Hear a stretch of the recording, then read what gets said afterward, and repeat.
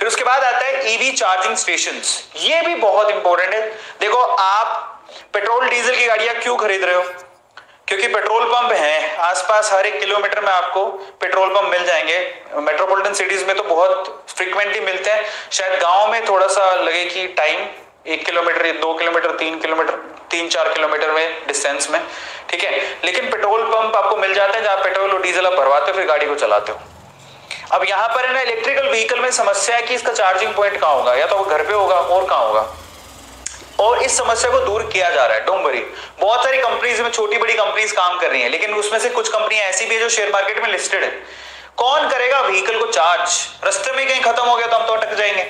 तो आपको आने वाले समय में इलेक्ट्रिकल व्हीकल को चार्ज करने के लिए इतने इलेक्ट्रिकल पॉइंट मिलेंगे जैसे एटीएम मिलता है आपको थोड़ी थोड़ी देर में। इलेक्ट्रिकल व्हीकल के लिए कोई बड़ा सेटअप नहीं चाहिए, चार्जिंग के लिए छोटा सा सेटअप चाहिए, चार्ज किया हो गया।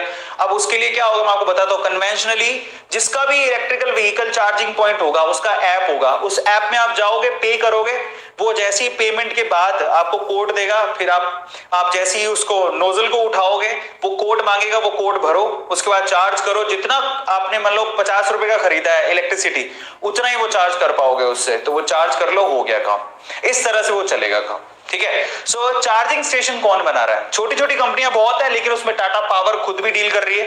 121 रुपए का शेयर है, और ये भी आप सोचो कि इसकी जरूरत तो सबसे ज्यादा है।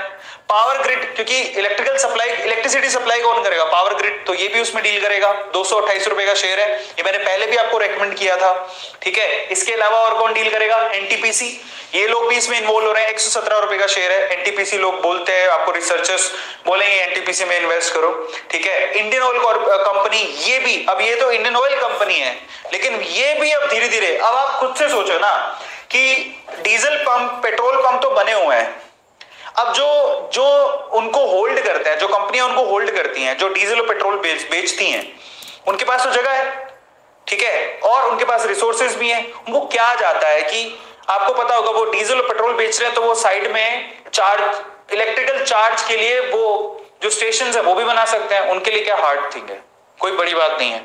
तो आने वाले समय में इनफैक्ट हो भी गया होगा। इंडियन ऑयल अपने जितने भी इनके पेट्रोल पंप होते हैं, वहां पर आपको चार्जिंग स्टेशन देखने को मिलेंगे, और जितने भी आपके पेट्रोल पंप है आने वाले समय में वहां पर चार्जिंग स्टेशन देखने को मिलेंगे। तो आप उसकी चिंता मत करो कि मैं चार्ज कहां करूंगा। जैसे आप पेट्रोल डीजल डलवाते हो वैसे ही आपको जाके वहीं पे स्टेशन पे चार्ज करना है। इनफैक्ट सिर्फ ऐसा ही नहीं है, आने वाले टाइम में आपको जैसे एटीएम दिखते हैं ना, वैसे छोटे छोटे चार्जिंग स्टेशन दिखेंगे।